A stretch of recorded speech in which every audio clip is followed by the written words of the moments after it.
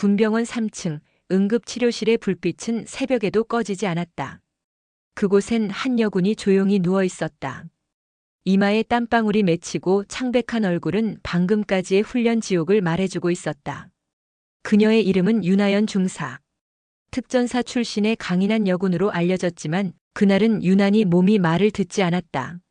전날 야간행군 도중 쓰러진 뒤 의식이 돌아오지 않은 상태였다. 군의관 장태훈.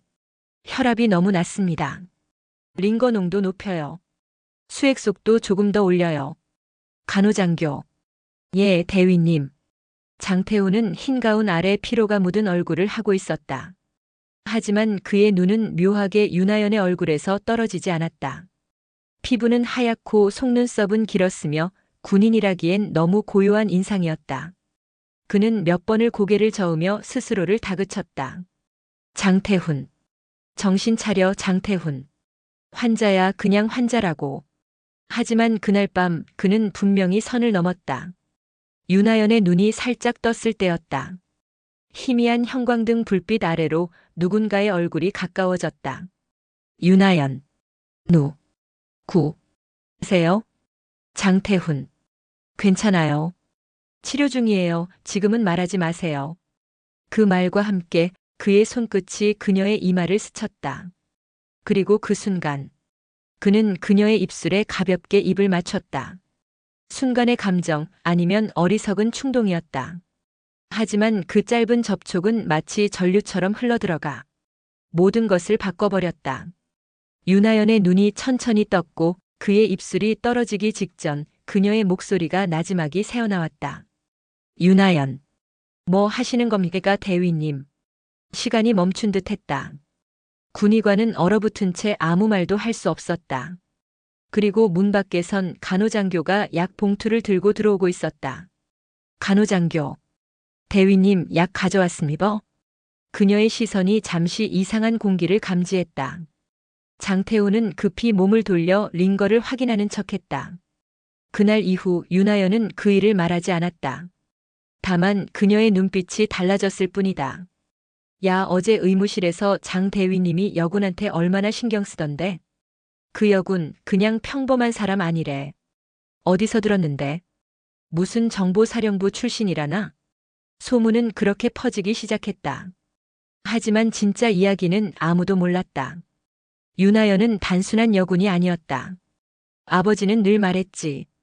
군은 감정으로 움직이는 곳이 아니다. 그런데 왜 내 안은 이렇게 흔들리는 걸까? 그녀의 아버지. 대한민국 군 내부에서도 그분이라 불리는 윤재명 대장. 전 정보사령관 출신, 현 청와대 안보특보. 군 전체가 함부로 입에 올릴 수 없는 이름이었다. 그 사실을 아직 장태훈은 몰랐다. 그는 단지 한 병사를 치료했다고 생각했다. 그리고 자신이 잠시 잘못된 감정에 빠졌다고 자책하고 있었다. 미쳤지, 내가 무슨 짓을 한 거야. 그녀가 그냥 평범한 병사라면 그나마 다행이지. 그는 차트를 뒤적이며 환자 정보를 확인했다. 그 순간 이라는 항목이 눈에 들어왔다. 윤재명? 설마 그 윤재명 장군? 그의 손에서 차트가 바닥에 떨어졌다. 순간 온몸에서 식은땀이 흘렀다. 머릿속엔 지난밤의 장면이 떠올랐다. 그녀의 창백한 얼굴, 그리고 자신의 입술. 그는 자리에서 일어나 비틀거렸다. 이건 끝났다는 생각뿐이었다. 군의관으로서의 커리어도 인생도 모두. 대위님, 괜찮으세요? 얼굴이 하얗. 나 잠깐 밖에 나갔다 오겠네. 그는 복도를 휘청거리며 걸어나갔다. 군의관실 문을 나서자마자 무릎이 풀려 그대로 기절했다. 그날 새벽 군의관실 앞 복도에는 두 사람이 나란히 누워 있었다. 한 명은 환자로, 한 명은 죄책감으로. 그리고 이 사건은 곧 군 전체를 뒤흔드는 윤하연 사건으로 번져가게 된다. 입맞춤 하나가 이렇게 큰일이 될 줄은 그 누구도 몰랐다. 새벽 3시 군의관실 복도는 여전히 소란스러웠다. 하얀 형광등 아래 두 개의 침상이 나란히 놓여 있었다. 하나는 여군 윤하연 중사, 그리고 그 옆에는 얼굴이 하얗게 질린 장태훈 대위. 간호장교 A. 이게 무슨 상황이에요? 대위님이 환자 옆에서 기절했다고요? 의무부 하사. 네, 복도에서 갑자기 쓰러졌답니다. 과로인지 충격인지. 의무병들은 이유를 몰랐다. 그러나 장태훈의 머릿속에는 단 하나의 생각만 맴돌고 있었다. 그녀의 보호자가 윤재명 대장이라고. 그 이름은 군에서 신의 이름과도 같았다. 정보사령부의 전 수장, 지금은 청와대 직속 안보특보. 그의 명령 한마디면 부대 하나쯤은 사라질 수도 있다는 말을 군 내부에서는 농담처럼 진담으로 했다. 군병원 1층 비밀 회의실. 출입금지 팻말이 붙은 문 안에는 흉부외과장, 군의관실장, 보안장교 그리고 병원장이 앉아 있었다. 병원장 엄숙한 톤. 모두 아시겠지만 오늘 새벽 장태훈 대위가 환자 옆에서 쓰러졌습니다. 그 환자가 누구인지 다들 들으셨을 겁니다. 보안장교 긴장한 목소리. 윤하연 중사. 정보사 전속 파견 중. 보호자는 윤재명 대장. 현재 청와대 근무 중. 회의실 안 공기가 얼어붙었다. 누구 하나 숨소리조차 크게 내지 못했다. 군 내부에서 윤재명이라는 이름은 감히 입에 올려선 안 되는 존재였다. 그의 딸이 병원에 있고 그 곁에 있던 군의관이 의식을 잃었다. 그건 단순한 사건이 아니었다. 병원장. 정확히 무슨 일이 있었는지 지금 당장 조사해야 합니다. 보안장교 CCTV 확보했습니까? 보안장교. 예, 확보했습니다만 문제는 있습니다. 병원장. 문제? CCTV가 일부 구간이 삭제돼 있습니다. 윤하연 중사 병실 쪽 카메라가 새벽 2시 11분부터 약 3분간 녹화가 끊겨 있습니다. 누가 손댔습니까? 그건 아직. 그 3분 동안 무슨 일이 있었는지 찾아내지 못하면 우리 모두가 끝입니다. 회의실 안에선 숨소리마저 무겁게 흘렀다.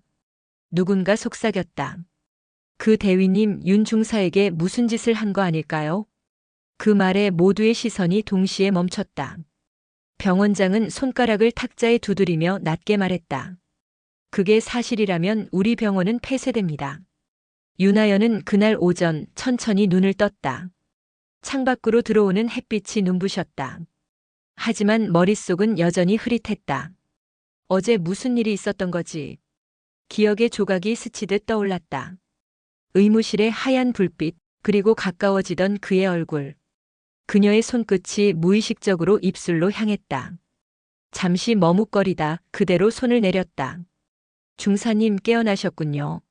상태는 좀 어떠세요? 괜찮습니다. 근데 그 군의관 대위님은요?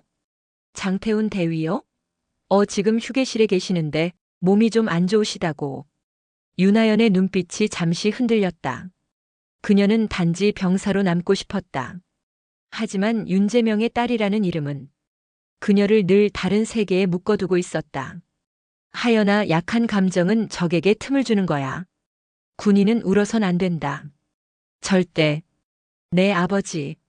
그녀는 그렇게 자라왔다. 감정을 숨기고 상처를 감추며 오직 버텨왔다.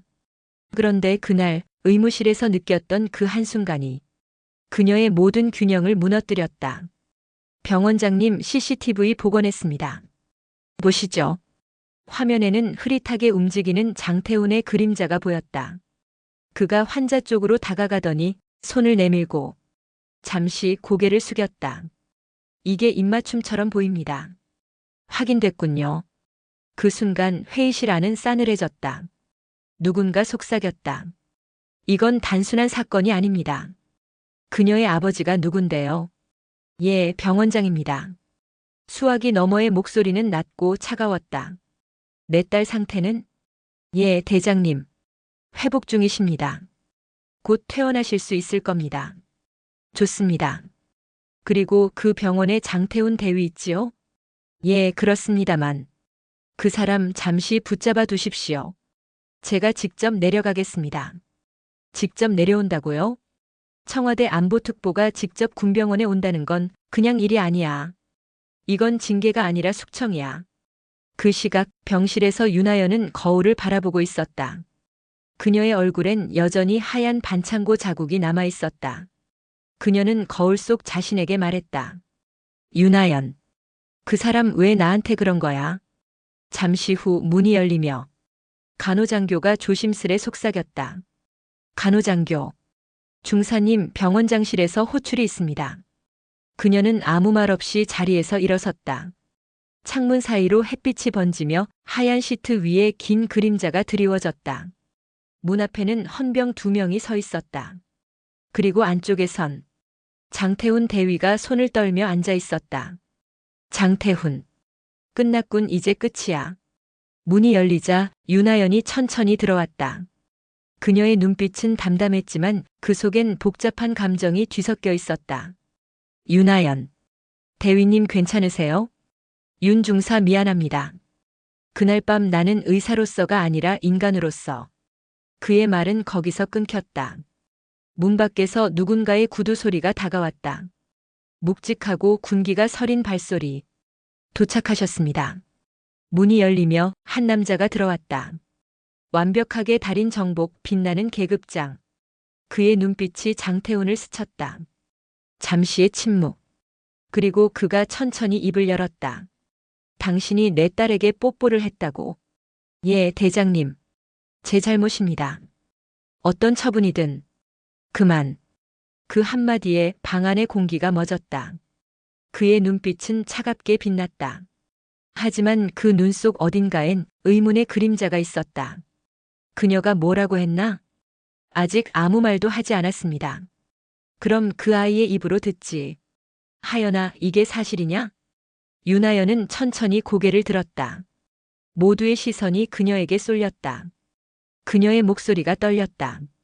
그날 저는 의식이 흐릿했습니다. 그분이 절 치료하려다 실수였을 겁니다. 순간 방 안의 공기가 바뀌었다. 모두가 놀란 눈으로 그녀를 보았다. 그녀는 장태훈을 지켜보고 있었다. 눈빛은 차갑지만 어딘가 따뜻했다. 실수라 그렇다면 이 일은 없던 일로 하지. 대장님, 그래도 규정상.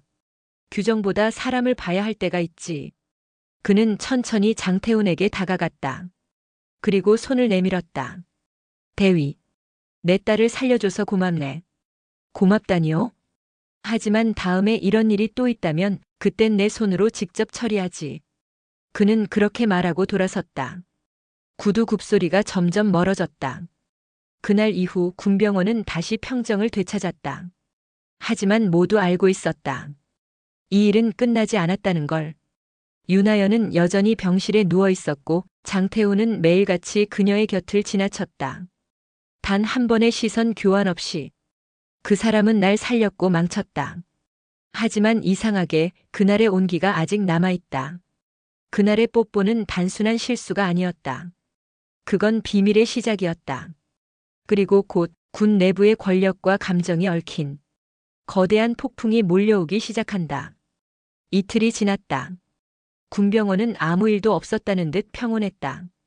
하지만 그 평온함은 폭풍 전의 고요였다. 병원장실 서랍 안에는 여전히 윤하연 중사 병실 CCTV 원본이라는 라벨이 붙은 USB 하나가 있었다. 누구도 건드리지 않은 듯 보였지만 그 파일은 이미 사라지고 있었다.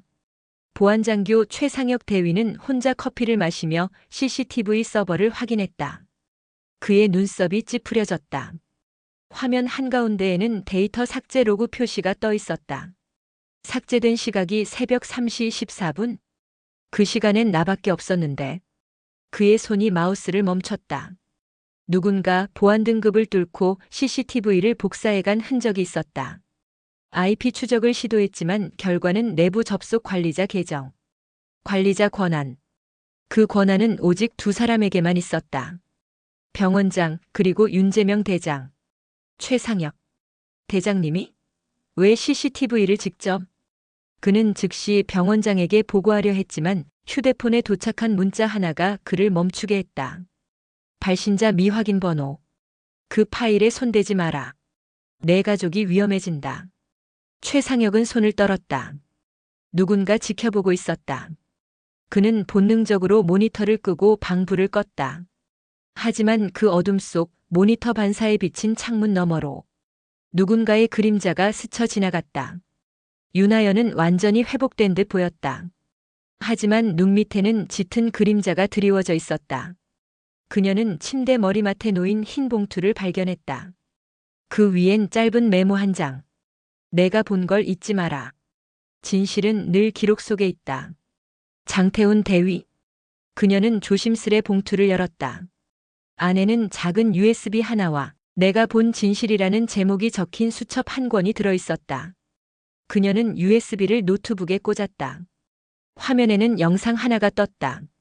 날짜 사건 당일 새벽 2시 12분. 흐릿한 영상 속엔 자신의 병실 문을 열고 들어오는 장태훈 대위의 모습이 있었다. 그는 잠시 망설이다가 침상 곁에 앉았다. 그리고 그녀의 팔에 손을 얹고 상태를 체크했다. 하지만 10초 후 화면이 갑자기 흔들리더니 정지됐다. 윤하연. 여기서 끊겼어. 이게 다가 아니야. 그녀는 직감했다. 이건 단순한 키스 사건이 아니었다. 누군가 의도적으로 그 부분을 지운 것이었다. 장태훈 대위는 조사 이후 일주일째 근무 정지 상태였다. 하지만 그는 가만히 있을 수 없었다. 의사 가운 대신 군복을 입은 채 보안실 문 앞에서 최상혁 대위를 기다리고 있었다. 장태훈. 상혁아, CCTV 원본 있지? 그걸 보여줘. 그 3분간 무슨 일이 있었는지 알아야겠어. 최상혁. 태훈아, 이건 너나 내가 다칠 일이야. 그 파일은 이미 그분이 가져갔어. 장태훈. 그분이라면 윤 대장? 최상혁. 맞아. 그분이 직접 헌병대를 통해 파일을 회수했어. 그리고 내게 경고했지. 이 일에 관여하면 가족을 잃을 거다. 장태훈의 눈빛이 흔들렸다. 그는 모든 걸 잃을 수도 있었다. 하지만 이미 한 가지는 확실했다. 그날 윤하연이 깨어 있었던 것이다. 그녀는 수첩을 펼쳤다. 장태훈의 글씨로 이렇게 적혀 있었다. 그날 내 눈이 떴어. 그리고 넌 분명히 내 손을 잡았어. 하지만 그 장면이 사라졌어. 누군가 지운 거야. 그녀는 손을 입에 대며 숨을 삼켰다. 자신이 기억하지 못하는 순간에 무엇이 있었던 걸까? 희미하게 들리는 목소리. 누군가의 말. 하연아, 정신 차려. 나야 장태훈이야. 도와줘요, 제발. 괜찮아, 여기 있어. 내가 지켜줄게. 그리고 형광등 불빛 아래로 떨어지는 피 한 방울. 그건 그녀의 것이 아니었다. 윤하연은 그제야 떠올렸다. 그날 밤 누군가 병실 문을 열고 들어왔었다. 장태훈이 아니라 다른 누군가. 그는 군복 위에 검은 외투를 걸친 사내였다. 그리고 그 뒤로 화면은 사라졌다. 윤하연 속삭이며 CCTV를 지운 건 아버지 쪽 사람이야. 윤재명은 보고서를 읽고 있었다. 비서관이 조심스레 다가왔다. 비서관. 대장님, 군병원 CCTV 원본 완전 삭제 완료했습니다. 추적 흔적은 없습니다. 윤재명. 좋아. 그리고 장태훈은? 비서관. 현재 근신 중입니다만 정보사 내부에서 관심을 가지고 있는 듯합니다. 윤재명. 나더라. 스스로 덫에 걸릴 때까지. 그는 서류를 덮으며 창밖을 바라봤다. 멀리 비가 내리고 있었다. 그의 표정엔 분노가 아닌 묘한 슬픔이 비쳤다. 그는 중얼거렸다. 윤재명. 하연아. 넌 내가 지켜야 할 유일한 약점이야. 윤하연은 바람을 맞으며 서 있었다. 그녀의 눈엔 눈물이 맺혀 있었다. 윤하연. 아버지는 뭘 숨기고 있는 걸까? 대위님은 왜 그걸 감싸는 걸까? 진실이 이렇게 불편할 줄은 몰랐어. 그녀는 손에 쥔 USB를 꼭 쥐었다. 그 속엔 또 다른 파일이 있었다. 화면 속엔 낯선 남자가 병실로 들어와 무언가를 주사기로 밀어넣는 모습이 보였다. 그 순간 윤하연의 몸이 경련하듯 움직였다. 그 남자의 얼굴이 살짝 드러났다. 윤재명 대장의 비서관. 그녀는 숨을 삼켰다. 그건 단순한 치료가 아니었다. 그 주사는 약물이 아닌 마취제였다. 그녀를 잠들게 만들기 위해. 윤하연. 그럴 리가 없어. 아버지가 왜 이런 일을. 눈물이 떨어졌다. 그녀는 주먹을 쥐며 결심했다. 진실을 밝혀야 해. 아무리 그게 아버지를 향한 총구일지라도. 다음 날 윤하연은 비밀리에 정보사 건물로 향했다. 군 복장을 한 채 사무실 문을 열었다. 그곳엔 그녀의 옛 상관이자 정보 분석관 이도현 소령이 있었다. 이도현. 하연. 내가 여길 다 오네. 병원에 있다던데? 윤하연. 내가 봤어. CCTV 원본 중 일부. 누군가 내게 마취제를 주입했어. 그리고 아버지가 그걸 숨겼어. 이도현. 뭐라고? 그게 사실이면 군 내부 반역 수준이야. 윤하연. 그래서 널 찾은 거야. 정보사 내부 서버에서 CCTV 서버 로그 복원할 수 있지? 이도현은 잠시 그녀를 바라보다 묵묵히 고개를 끄덕였다. 이도현. 넌 위험한 길을 가려는구나. 그래도 좋아. 진실은 기록에 남는다. 그는 컴퓨터를 켜고 복구 코드를 입력했다. 잠시 후 모니터에 떠오른 문장. 그녀는 화면을 바라봤다. 손끝이 떨렸다. 세상에서 가장 믿었던 사람의 이름이 그녀의 의식을 지운 파일 속에 있었다. 그녀의 눈에 눈물이 맺혔다. 그리고 낮게 중얼거렸다. 윤하연. 아버지 왜요? 저를 지키려는 건가요? 아니면 숨기려는 건가요? 그날 밤 군 정보사 서버에 침입 경보가 울렸다. 그리고 그 중심엔 윤하연 중사의 아이디가 있었다. 진실을 밝히기 위한 전쟁은 이제 시작이었다. 군 정보사령부 3층 보안구역 복도. 형광등이 깜빡이는 새벽, 그곳엔 한 여군이 홀로 서 있었다. 그녀의 이름 윤하연 중사. 그리고 그녀의 결정은 군 전체를 뒤흔드는 폭탄이 될 참이었다. 하연, 로그 복원 끝났어. IP 추적 결과 위치는 청와대 보안 서버야. 윤하연 숨을 들이마시며. 아버지였어. 그녀의 목소리는 떨리지 않았다. 하지만 눈빛은 깊이 얼어붙어 있었다. 그녀는 알고 있었다. 이 순간을 넘으면 돌아갈 길이 없다는 걸. 그녀가 지금 하려는 일은 국가 반역으로 불릴 수도 있었다. 하지만 진실을 묻어두는 건 더 큰 배신이었다. 윤하연. 이도현, 나한테 파일을 복사해줘. USB에 넣고 암호화해. 이건 언젠가 세상에 내보내야 해. 이도현. 하연 미쳤어? 그건 군 기밀이야. 너 잡히면 군사재판이야. 윤하연. 알아. 그래도 해야 해. 아버지가 숨긴 건 사건이 아니라 사람이야. 누군가 나를 죽이려 했어. 진행바가 100%에 도달하는 순간 이도현이 숨을 죽였다. 다 됐다. 이 파일 어디에 숨길 거야? 군의관 장태훈 대위에게 맡길 거야. 그 사람은 진심이었어. 그녀는 다시 병원으로 향했다. 군병원은 여전히 조용했다. 하지만 복도에는 헌병들이 서성이고 있었다. 그녀를 본 순간 모두가 자세를 바로 했다. 헌병. 윤하연 중사님 지휘부 호출이 있습니다. 윤하연. 죄송합니다. 지금은 의무실로 가야 합니다. 응급 환자 관련 보고가 있어서요. 그녀는 침착하게 거짓말을 내뱉었다. 그리고 그대로 복도를 지나쳤다.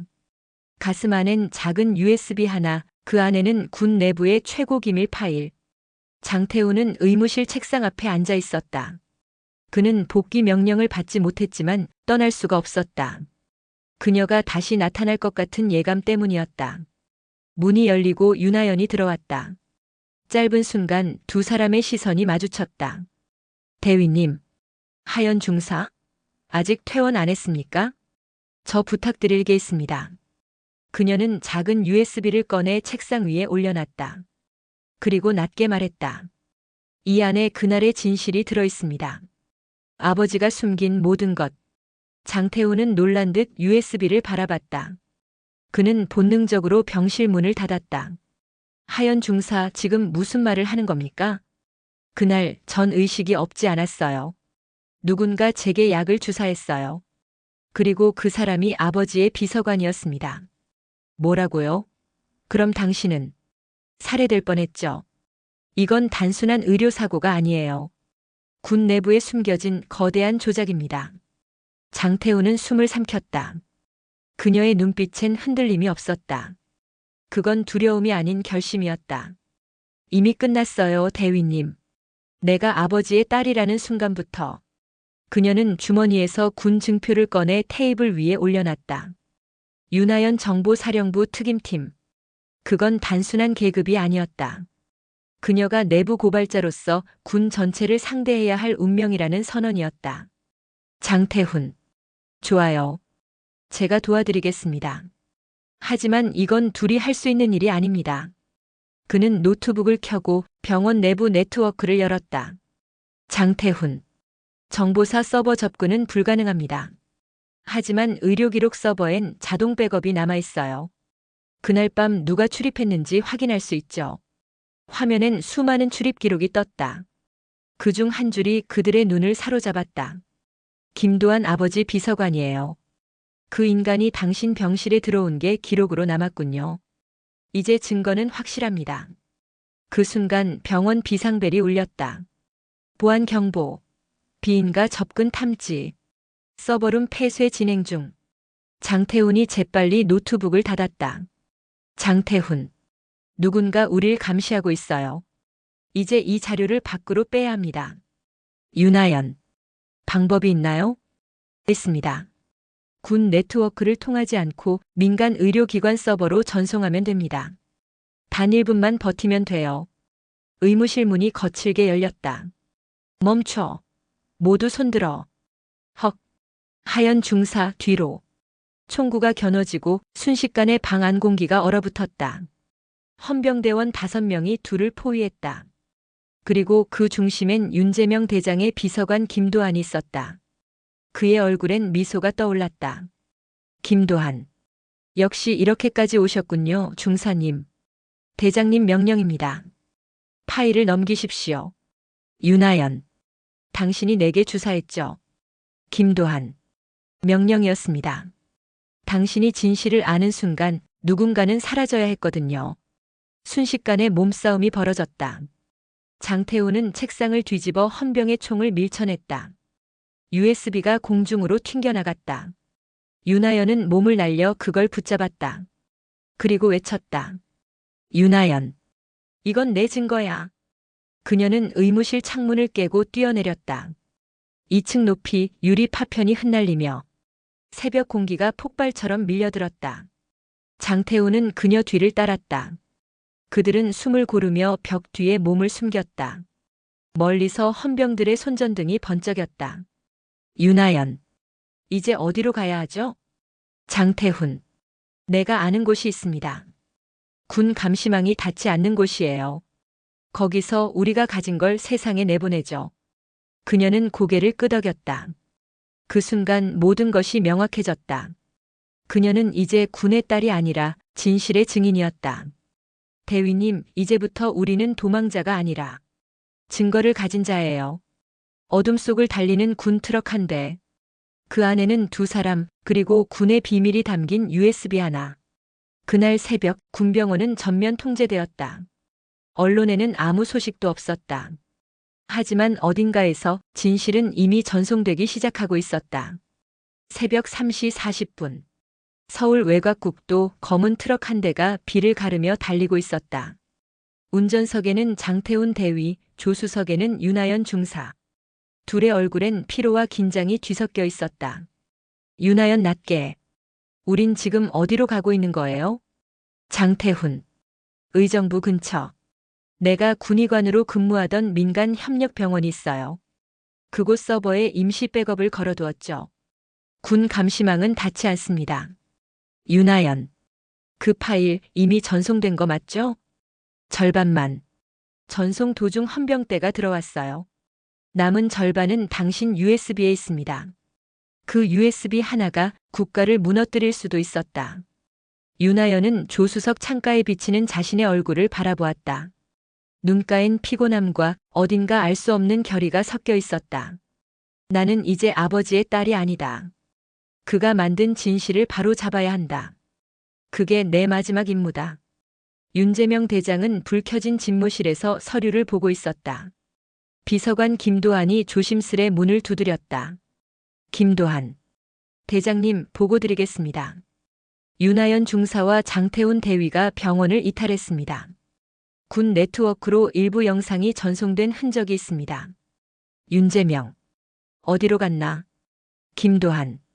민간 병원 서버로 우회 전송을 시도했습니다. 추적 중입니다. 윤재명의 눈빛이 차갑게 식었다. 그는 손가락으로 책상 위를 두드리며 낮게 말했다. 윤재명. 그 아이는 멈추지 않겠지. 김도한. 명령 주시죠. 체포합니까? 윤재명. 체포가 아니다. 보호다. 그 아이는 내 딸이다. 하지만 파일은 회수해라. 어떤 수단을 써서라도 국방부 장관에게 연결해. 내가 직접 보고하겠다. 그의 얼굴엔 피로가 비쳤다. 그는 아버지이자 군인으로서의 양심 사이에서 흔들리고 있었다. 그 아이가 진실을 쥐었다면 그건 내 죄이기도 하다. 벽에 붙은 CCTV가 깜빡였다. 윤하연과 장태훈이 숨을 몰아쉬며 문을 닫았다. 여기입니다. 이 병원 서버는 외부 접근이 불가능해요. 이제 남은 절반 파일을 전송하면 완성됩니다. 이게 그 절반이죠. 그녀는 떨리는 손으로 USB를 꽂았다. 화면에 데이터 전송 중 문구가 떴다. 제발 이번엔 끊기지 마.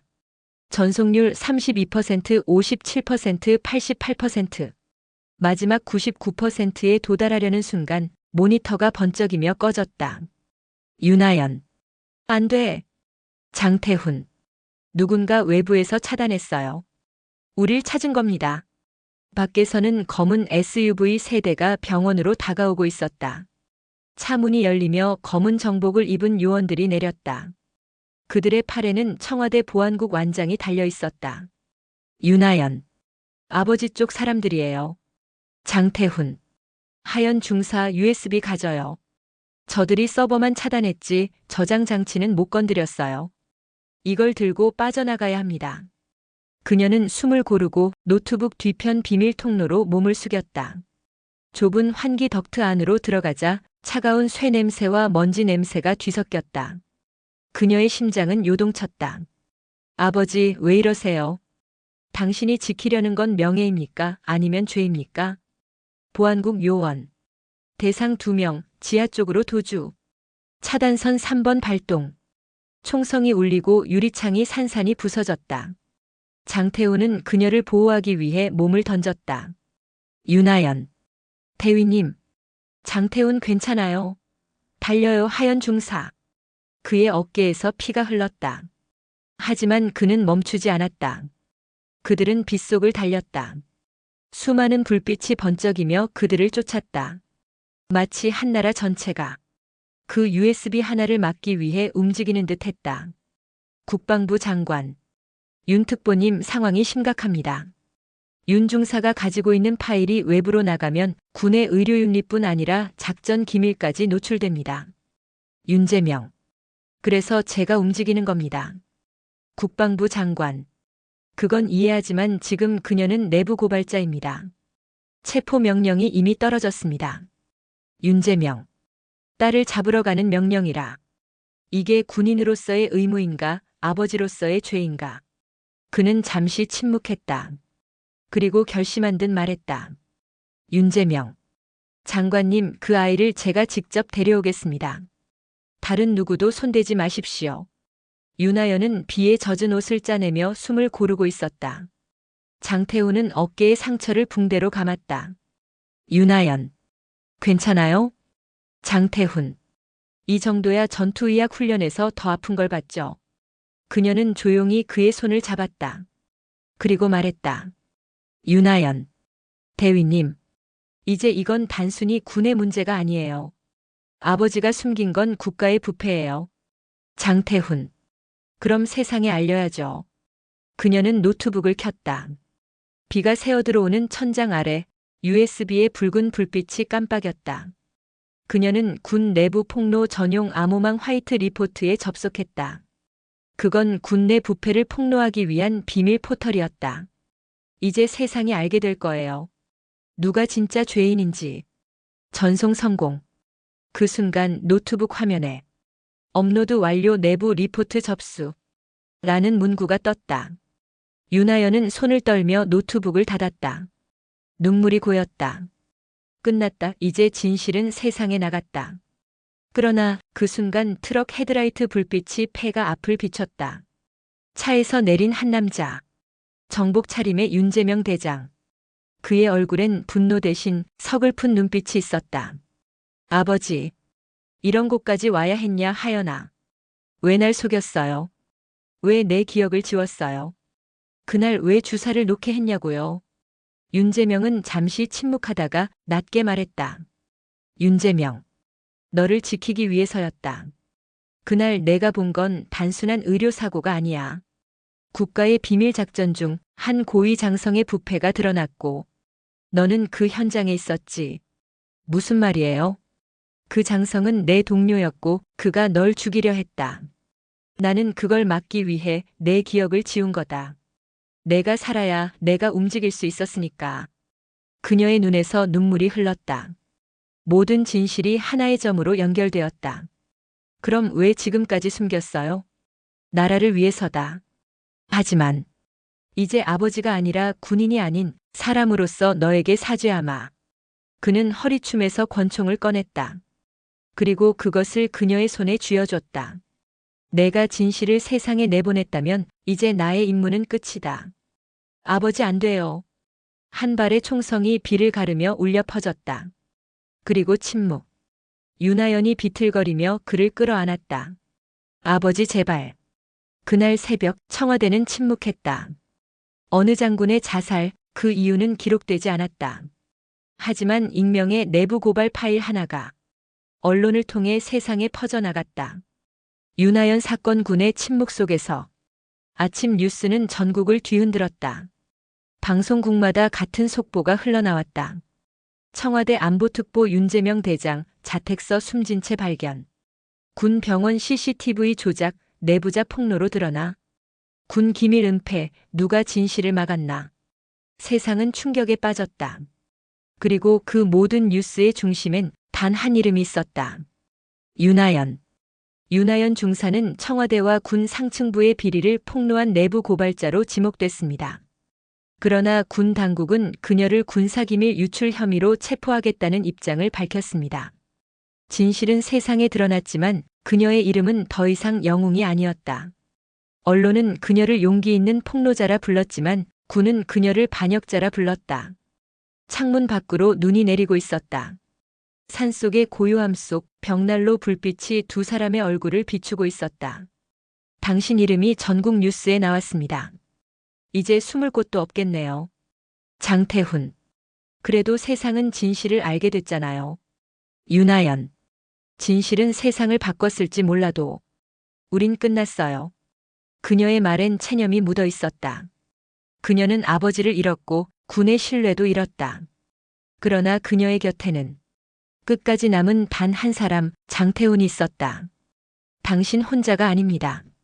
내가 있습니다. 그녀는 잠시 그를 바라보다가 눈을 피했다. 눈물이 맺힌 눈가가 반짝였다. 대위님, 그날 왜 나한테 그랬어요? 그날 병원에서요.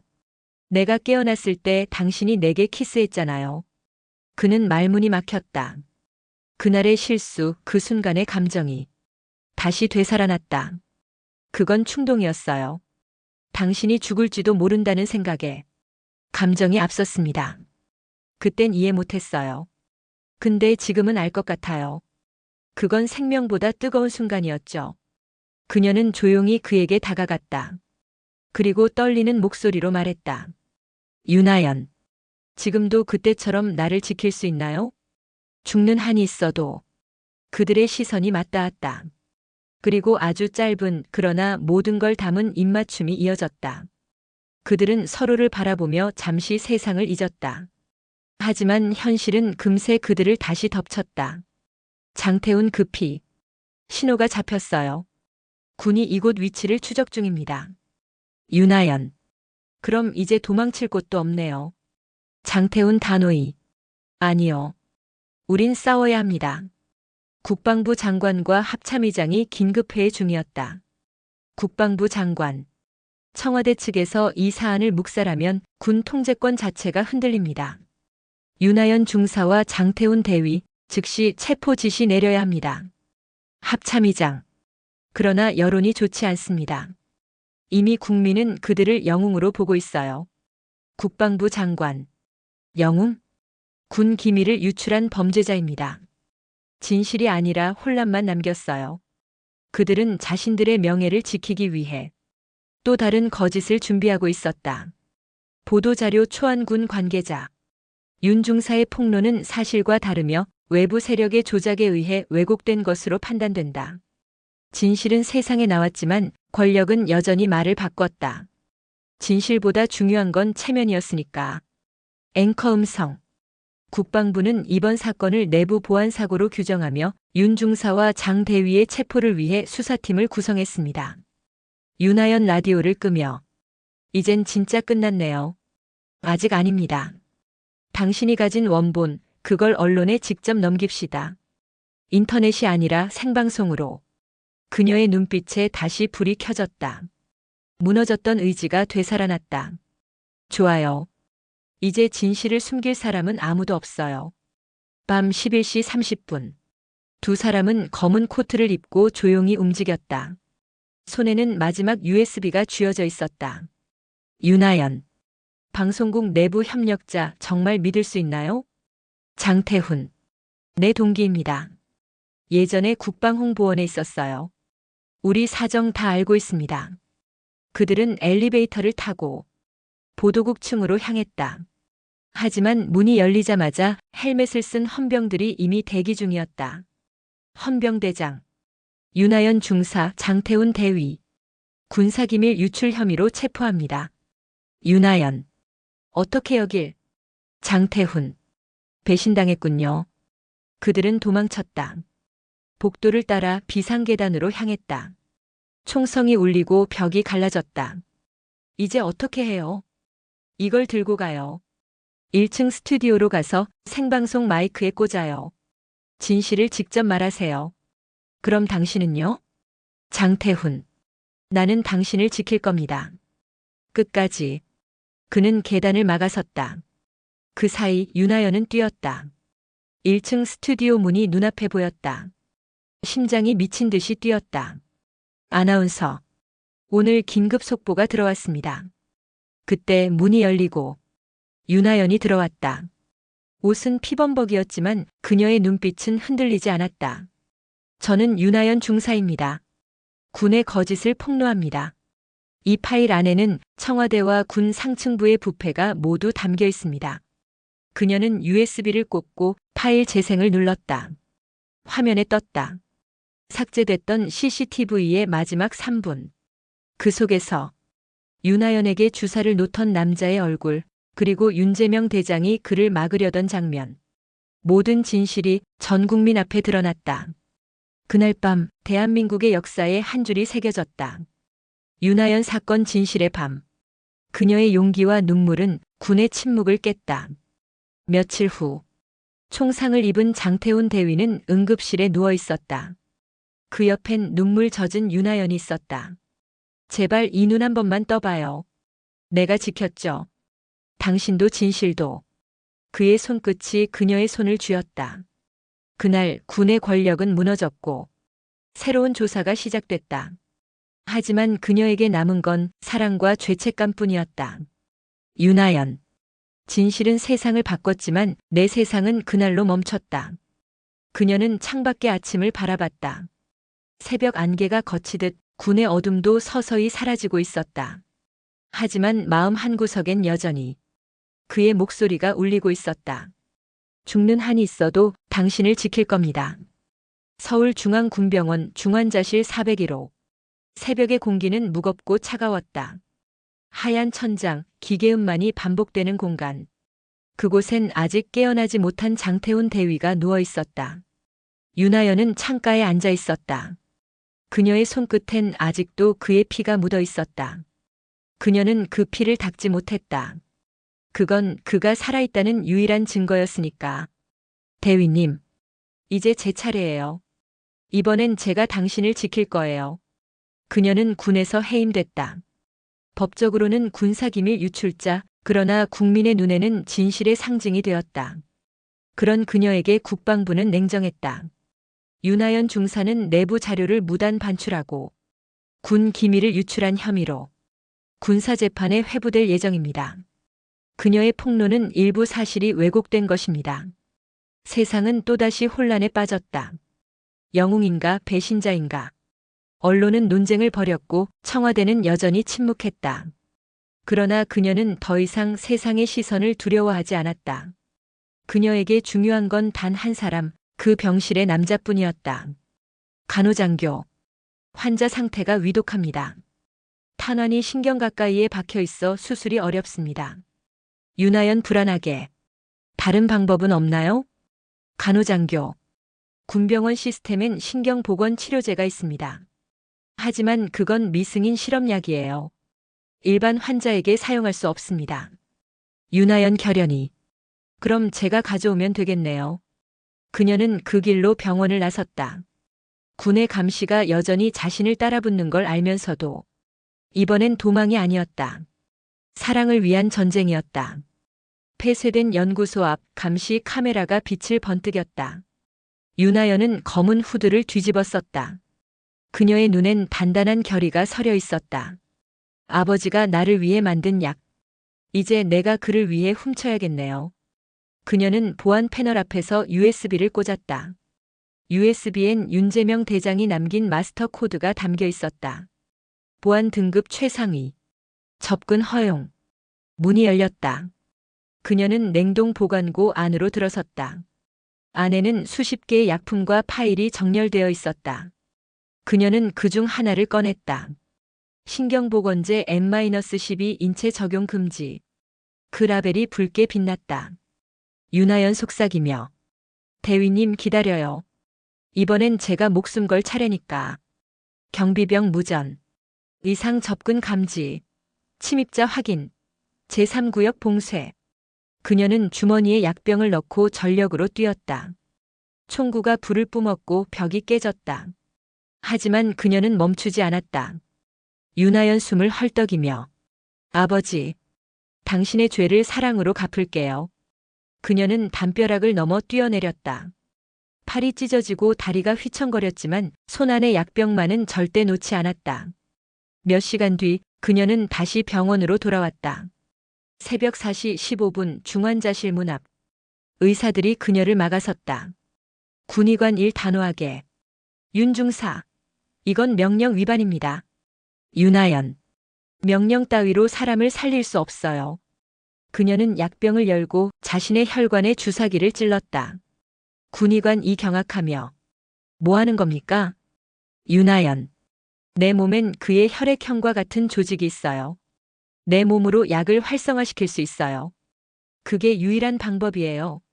그녀는 피를 뽑아 그의 정맥에 연결된 라인으로 연결했다. 자신의 생명력을 나눠주는 듯한 그 장면은 의료진조차 손을 떼게 만들었다. 윤하연 희미하게. 대위님. 이번엔 제가 당신의 군의관이에요. 기계음이 급격히 뛰었다. 그의 손가락이 미세하게 움직였다. 간호장교 놀라며. 심박수 회복합니다. 혈압 정상 범위 진입. 의사들이 분주히 움직였다. 윤하연은 의식이 희미해지며 웃었다. 윤하연 속삭이며. 됐어요. 이제 살아야 해요. 그녀의 몸이 천천히 바닥으로 쓰러졌다. 손끝은 여전히 그의 손을 쥐고 있었다. 몇 시간 후 그녀는 혼수 상태에 빠졌다. 의료 기록에는 과도한 신경촉진제로 인한 쇼크라고 적혀 있었다. 그러나 누구도 몰랐다. 그녀가 그 약을 직접 맞고 자신의 생명을 대신 걸었다는 사실을. 장태훈이 눈을 떴다. 머리는 무겁고 시야는 흐렸다. 그의 손을 누군가가 잡고 있었다. 그는 고개를 돌렸다. 윤하연이 누워 있었다. 창백한 얼굴, 움직이지 않는 가슴. 하연 중사? 하연 눈 좀 떠봐요. 그는 무릎을 꿇고 그녀의 손을 붙잡았다. 눈물이 흘러내렸다. 당신이 내게 생명을 줬잖아요. 그럼 이제 돌려받아야죠. 제발. 그 순간 그녀의 손가락이 미세하게 움직였다. 심박기가 한 번 튀었다. 그는 놀라 고개를 들었다. 의사들이 달려왔다. 의사. 기적이에요. 의식 회복 반응이 있습니다. 그는 웃으며 눈을 감았다. 그녀의 생명, 그의 생명. 이제 하나로 연결되어 있었다. 그날 군의 복수는 실패했다. 사랑이 체제를 이겼다. 앵커 음성. 윤하연 중사와 장태훈 대위의 회복 소식이 전해졌습니다. 그들의 행동은 헌신과 용기의 상징으로 국민적 찬사를 받고 있습니다. 세상은 바뀌고 있었다. 군의 폐쇄적 구조는 해체되고 의료 윤리 개선안이 발표되었다. 그녀의 희생은 단순한 폭로가 아니라 역사를 바꾼 사랑의 증거로 남았다. 이제 내가 지킬 차례입니다. 당신의 이름을 아무도 더럽히지 못하게. 진실은 때로 피를 흘려야 피어난다. 그리고 그 피 위에서 사랑은 다시 숨을 쉰다. 서울중앙군사법원. 유리로 된 천창 사이로 햇살이 비쳤지만 법정 안의 공기는 싸늘했다. 법정 한가운데 하얀 재킷을 입은 여군이 천천히 들어섰다. 그녀의 이름은 여전히 세상의 논란이었다. 윤하연 중사. 내부 고발자 윤하연 오늘 군사재판 출석. 그녀가 폭로한 파일은 진실인가 조작인가? 영웅인가 반역자인가? 언론의 카메라가 수십 개 그녀를 향해 번쩍였다. 하지만 그녀의 눈빛은 고요했다. 그 눈은 더 이상 흔들리지 않았다. 재판관 3명, 검찰 측, 변호인, 그리고 방청석엔 수십 명의 장교들이 앉아 있었다. 그들의 시선엔 경멸과 호기심, 그리고 두려움이 섞여 있었다. 재판장 엄격한 목소리. 윤하연 중사, 귀하는 군사기밀을 외부에 유출하고 상급자 지시를 위반하였으며 군 기강을 문란하게 한 혐의로 기소되었습니다. 혐의를 인정합니까? 윤하연 단호하게. 인정하지 않습니다. 그녀의 목소리는 조용했지만 법정 전체를 울렸다. 그건 두려움이 아닌 신념의 목소리였다. 군검찰관 냉소적인 톤. 피고인은 자신의 행위를 진실을 위한 행동이라 주장합니다. 하지만 군의 명령 체계를 무너뜨리고 청와대 기밀을 폭로한 것은 명백한 반역 행위입니다. 윤하연. 명령이 옳지 않다면 그건 복종이 아니라 공범입니다. 법정이 순간 정적에 휩싸였다. 그녀의 한마디가 수많은 군인의 심장을 쳤다. 재판장. 윤 중사, 당신의 폭로로 인해 청와대 특보였던 윤재명 대장이 사망했습니다. 그는 당신의 아버지이기도 합니다. 그에 대한 죄책감은 없습니까? 그녀는 잠시 고개를 숙였다. 그리고 천천히 눈을 들었다. 윤하연 담담히. 아버지는 군인이셨습니다. 진실보다 명예를 택했고 전 그 명예를 깨뜨렸습니다. 하지만 그건 아버지도 원했던 일이에요. 군검찰관 비웃듯. 그런 주장을 입증할 증거가 있습니까? 그녀는 조용히 한 걸음 앞으로 나왔다. 그리고 자신의 가슴에서 작은 펜던트를 꺼냈다. 은색 펜던트 안에는 작은 메모리 칩이 숨겨져 있었다. 그건 윤재명 대장이 생전에 남긴 마지막 유언 파일이었다. 윤하연 조용히. 아버지는 세상을 떠나기 전 이걸 제게 남겼습니다.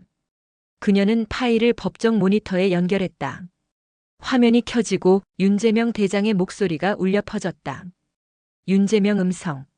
나는 군을 사랑했다. 그러나 군이 진실을 버리는 순간 그건 더 이상 나라의 방패가 아니다. 하연아, 내가 이 말을 듣고 있다면 너는 옳은 길을 걸었다. 부디 부끄러워하지 마라. 법정 안이 고요해졌다. 아무도 숨소리조차 내지 않았다. 윤하연은 눈을 감았다. 그 한마디면 충분했다. 재판장 조용히. 녹음의 진위 여부를 확인하겠습니다. 법정 증거로 채택. 군검찰관 분노하며. 이건 조작일 가능성이 있습니다.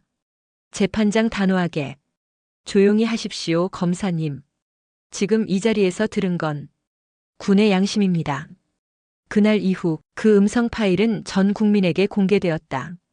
그리고 세상은 알게 되었다. 윤하연이 폭로한 진실이 결코 허구가 아니었다는 것을. 윤하연은 잠시 앉아 있었다. 그녀의 곁엔 휠체어를 탄 장태훈 대위가 있었다. 총상 후유증으로 아직 완전히 회복하지 못했지만 그의 눈빛은 강했다. 장태훈 조용히. 잘했어요. 당신의 목소리 세상이 다 들었어요. 윤하연 미소 지으며. 이제야 끝났네요. 장태훈. 아니요. 이제부터 시작이죠. 그들의 대화는 짧았지만 그 안엔 수많은 감정이 담겨 있었다. 사랑, 슬픔, 후회, 그리고 새로운 희망. 재판이 마무리되던 날, 재판장은 마지막 판결문을 읽었다. 재판장 낮고 단호하게. 본 법정은 윤하연 중사의 행위를 군사기밀 유출로 보기 어렵다고 판단한다. 그녀의 행동은 부패방지법 제2조에 의거한 공익신고로 인정된다. 따라서 무죄를 선고한다. 윤하연은 고개를 숙였다.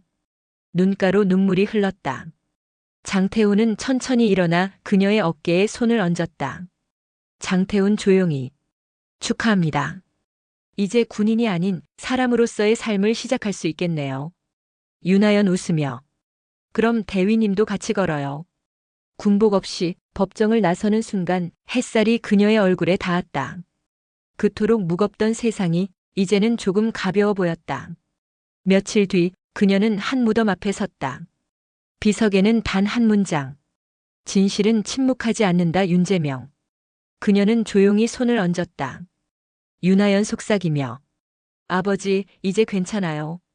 전 제 길을 갔어요. 그리고 사랑도 지켰어요. 그녀의 손가락엔 은색 반지가 반짝였다. 그건 군의관 장태훈이 병원 침대 위에서 직접 건넨 것이었다. 그녀는 하늘을 바라보며 미소 지었다. 당신이 남긴 군의 어둠 속에서도 사랑은 빛날 수 있다는 걸 보여줬어요. 그녀의 이야기는 끝이 아니었다. 그녀가 일으킨 바람은 군의 개혁으로 이어졌고 이름 없는 군인들의 양심이 하나둘 세상으로 나왔다. 그녀는 더 이상 군인이 아니었지만 모두의 마음속엔 여전히 하연 중사로 남아있었다. 시간이 흘렀다. 그날의 재판이 세상을 뒤흔든 지 1년 후. 이제 세상은 조금 달라졌다. 군의 내부 고발 보호 제도가 새로 생겼고 부패를 은폐한 상층부는 줄줄이 문책을 받았다. 뉴스에선 매일 개혁이라는 단어가 등장했다. 그 중심엔 언제나 한 이름이 있었다. 윤하연 중사. 하얀 벽의 푸른 간판, 그 안에서 누군가 환자의 손을 따뜻하게 잡고 있었다. 윤하연, 이젠 제복 대신 흰 가운을 입고 있었다. 할머니 환자 미소 지으며. 중사님 아니 원장님. 덕분에 이제 밤에도 잠이 잘 와요. 윤하연 웃으며. 이젠 원장님도 아니에요 할머니. 그냥 하연이라고 불러주세요. 그녀는 더 이상 군인이 아니었다. 하지만 그 누구보다 사람의 마음을 치유하는 군인이었다. 전쟁 대신 치료로, 명령 대신 위로로 세상을 바꾸고 있었다. 한 남자가 천천히 그녀 곁으로 다가왔다. 군복은 없지만 어딘가 군인의 기운이 남아 있었다. 장태훈이었다. 장태훈 커피를 건네며. 오늘 환자 많았죠? 윤하연. 응, 5명이나 왔어요. 전부 군인 가족이었어요. 장태훈 미소 지으며. 다들 아직 당신 이름을 기억하네요. 윤하연 고개를 돌리며. 그 이름 이제 잊혀졌으면 좋겠어요. 내 이름이 아니라 누군가의 슬픔으로 기억되니까. 그녀의 눈빛엔 여전히 상처가 남아 있었다. 진실을 밝혀 세상이 바뀌었지만 그 대가로 잃은 것들이 많았다. 명예, 아버지, 그리고 군의 신뢰. 윤하연 중사의 폭로 이후 군 기밀 조작 사건의 여파가 아직도 이어지고 있습니다. 최근 국방정보본부 내에서 새로운 은폐 시도가 포착되었다는 제보가 윤하연 TV를 끄며 또 시작됐네요. 장태훈 심각한 표정. 정보본부 쪽에서 우리 사건을 다시 조사하려 한다는 얘기도 들었어요. 윤하연.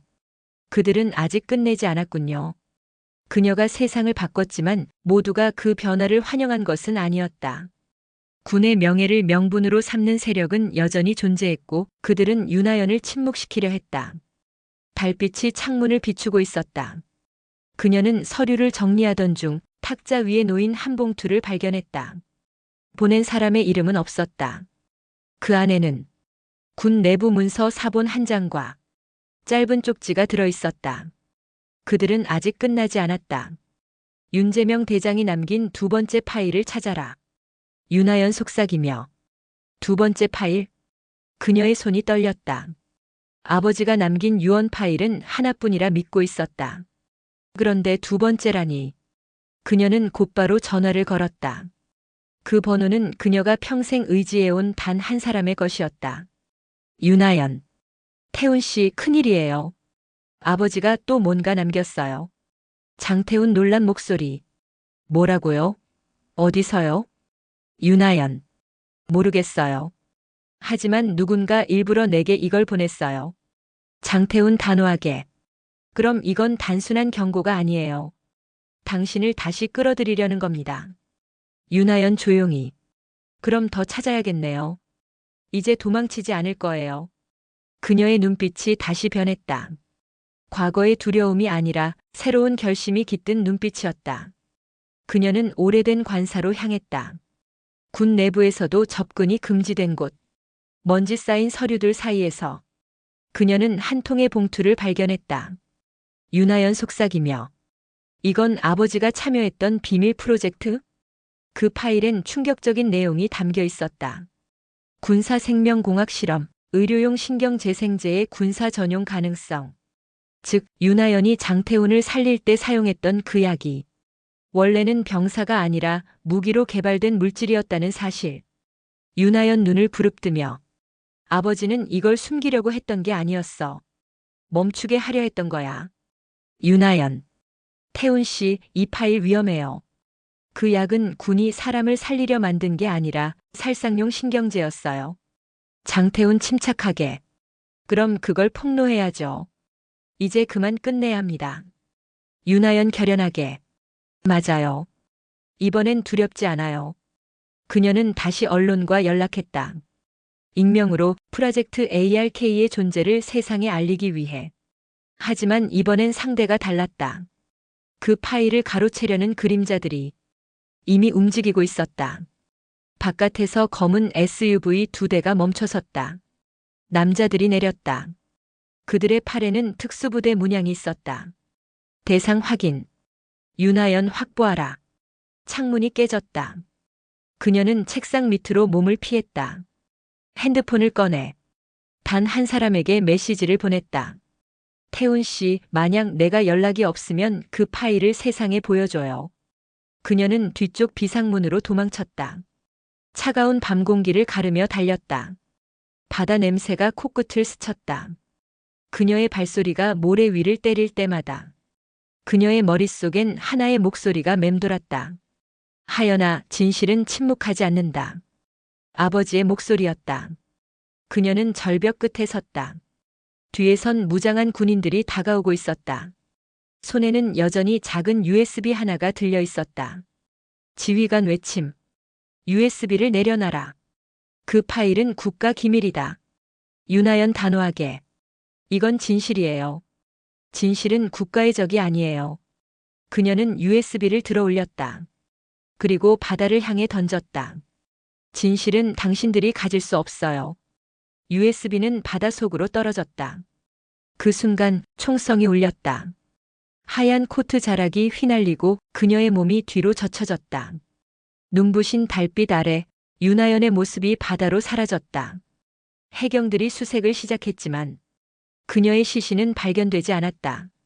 그녀가 남긴 건 단 하나, 하연 의원 간판 아래 남겨진 편지 한 장. 진실은 언제나 두 번째 바다에 있다. 내가 사라지면 그 바다를 찾아요. 그곳에 진짜가 잠들어 있어요. 그녀의 이름은 다시 뉴스의 첫머리에 등장했다. 윤하연 실종, 음모인가 자살인가. 국가 비밀로 분류되며 재조사 착수. 세상은 또다시 들끓었다. 하지만 이번엔 아무도 그녀를 비난하지 않았다. 장태훈 바닷가에서 속삭이며 당신은 사라진 게 아니에요. 당신은 진실이 되었어요. 그날 이후 사람들은 바다를 하연의 바다라 불렀다. 누군가는 기도했고 누군가는 눈물을 흘렸다.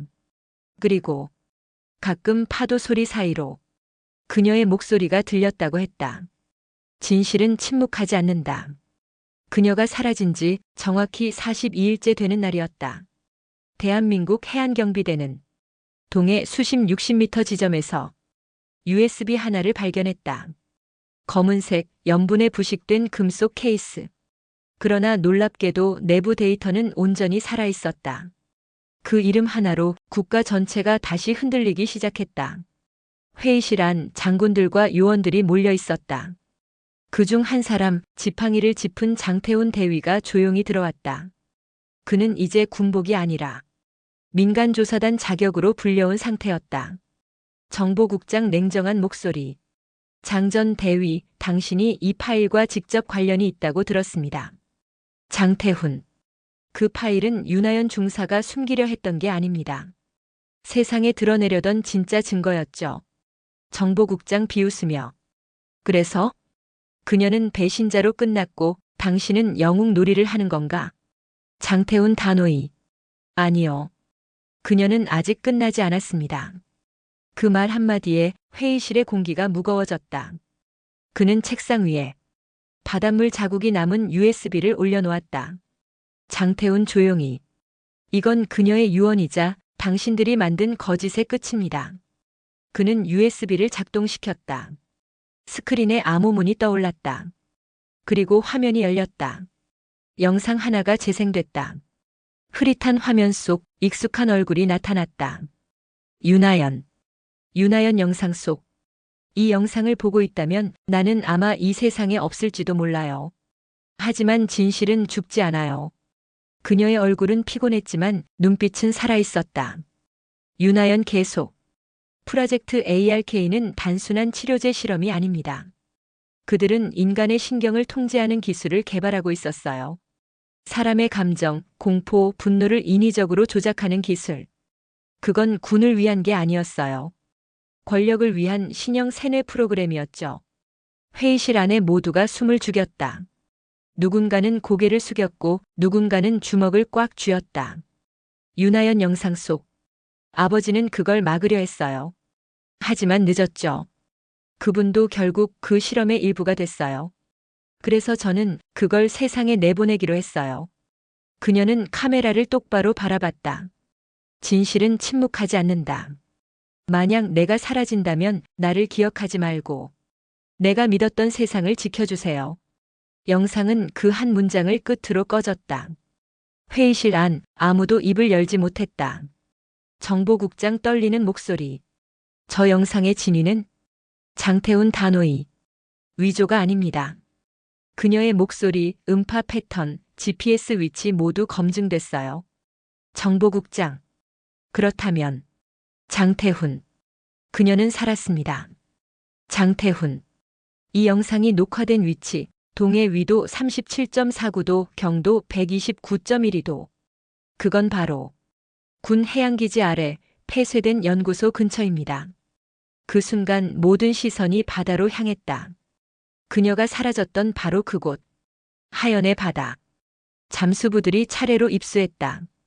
수심 70m 파도 속 어둠 아래에서 빛 하나가 깜빡였다. 그건 녹슨 철문이었다. 문 위에는 희미하게 새겨진 글씨. 그들은 문을 열었다. 그리고 그 안에서 믿을 수 없는 광경을 보았다.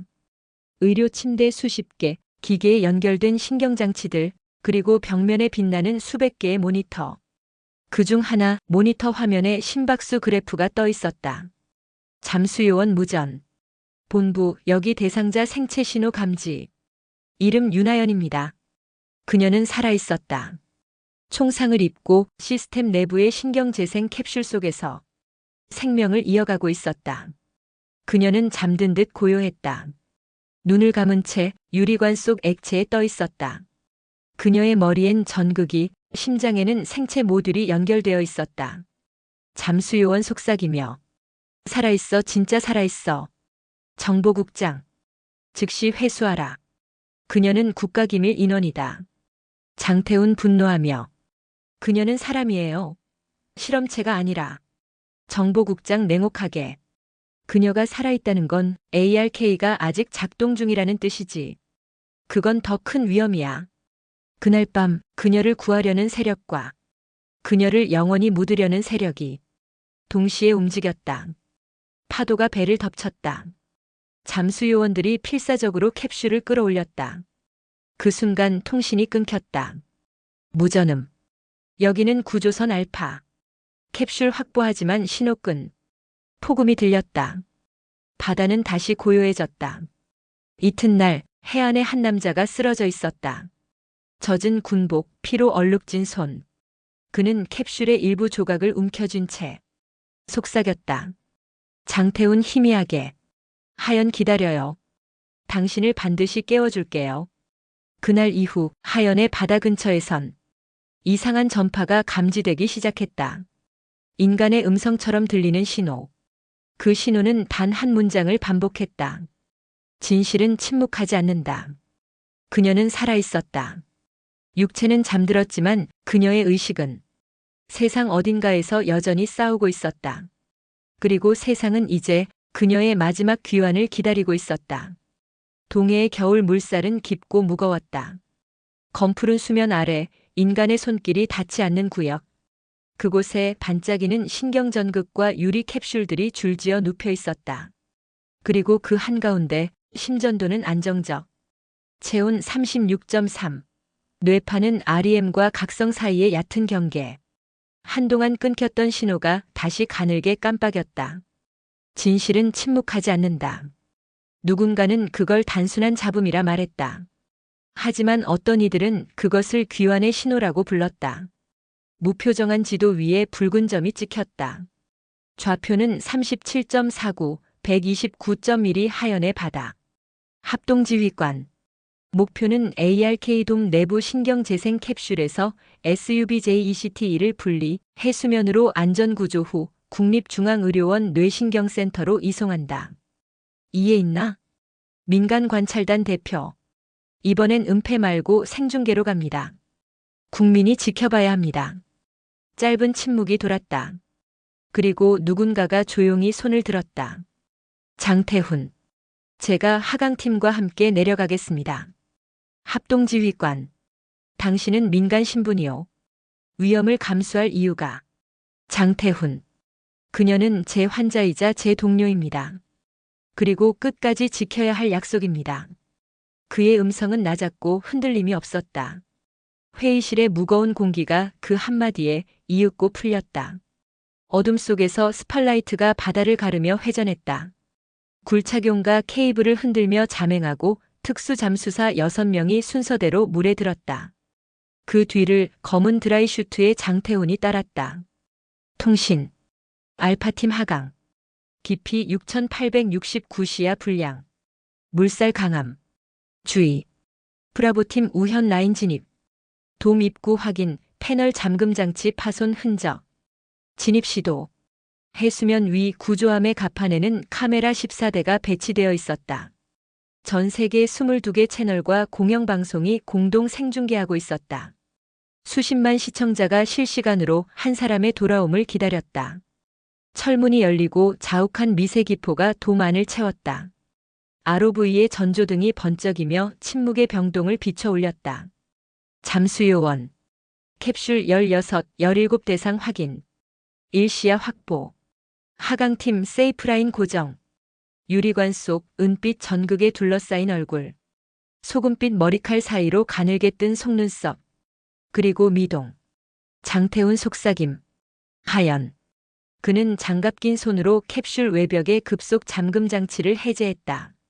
압력 밸브에서 공기가 빠지며 투명한 점액이 서서히 가라앉는다. 움츠러든 손가락이 마치 누군가를 기억해내듯 가늘게 떨렸다.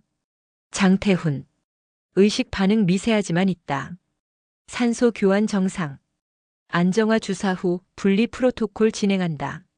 잠수요원. 닥터 시간 없습니다. 적조류 유입. 시야 더 떨어집니다. 장태훈. 3-2-1 분리. 찰나의 정적. 캡슐의 잠금 링이 풀리며 유리문이 열렸다. 그는 그녀의 이마에 닿아 있는 전극을 하나씩 떼어냈다.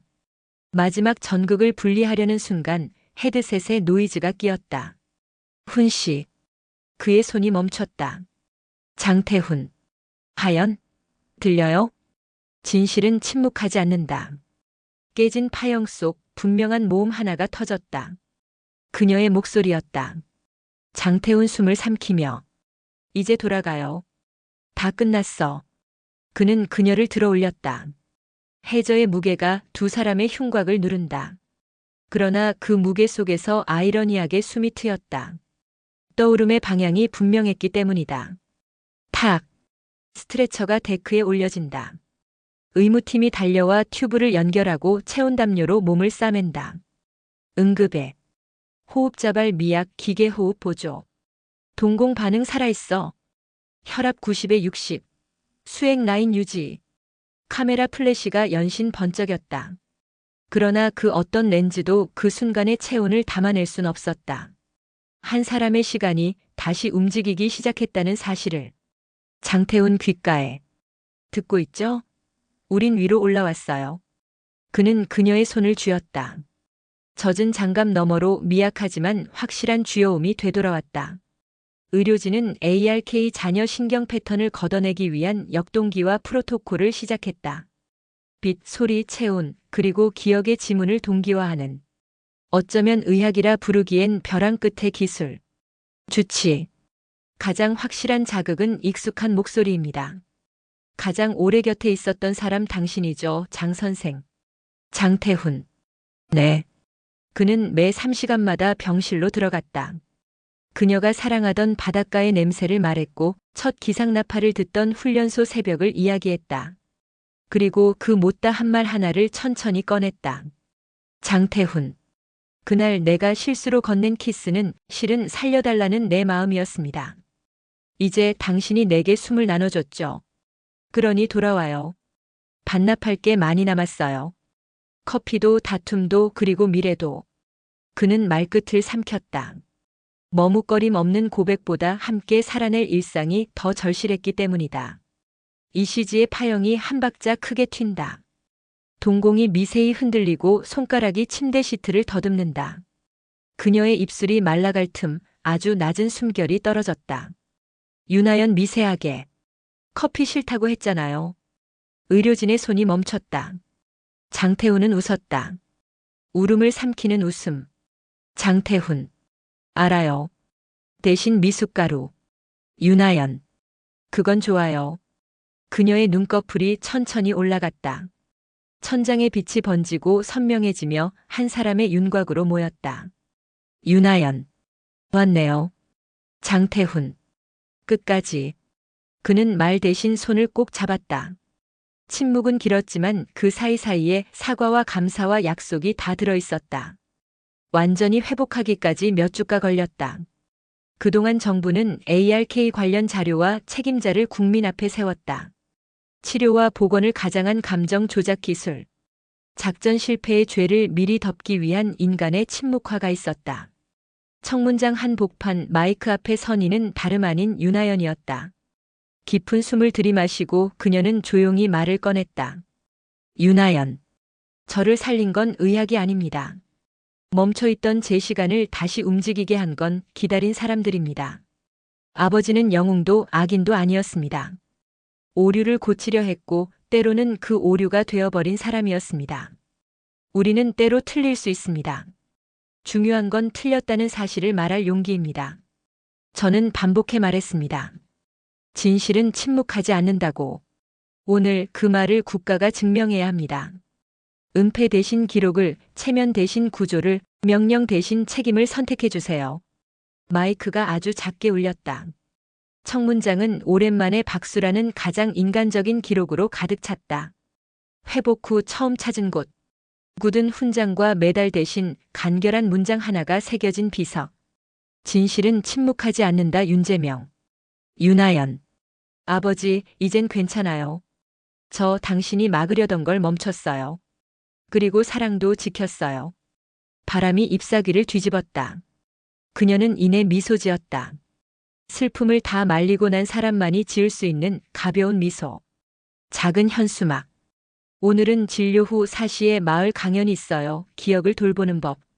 아이 손을 잡은 엄마가 관절이 성가신 노인이 차례를 기다렸다. 그 사이로 구급차의 사이렌 대신 웃음소리가 지나갔다. 장태훈 컵을 건네며. 미숫가루. 얼음 2알.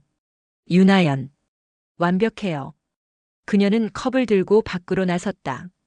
바다 빛이 졸졸 따라왔다. 윤하연. 태훈 씨. 장태훈. 네. 윤하연. 우리가 바꾼 건 세상이 아니라 세상이 나를 바꿔도 괜찮다고 서로 말해준 거죠. 장태훈. 그래도 조금은 바뀐 것 같아요. 최소한. 여기, 오늘 이 바다는. 둘은 잠깐 말을 멈췄다. 파도는 언제나처럼 밀려오고 언제나처럼 물러났다. 그러나 확실히 달라진 것이 하나 있었다. 그 파도 속에서 어떤 목소리도 사라지지 않는다는 믿음. 그 후로 몇 해가 흘렀다.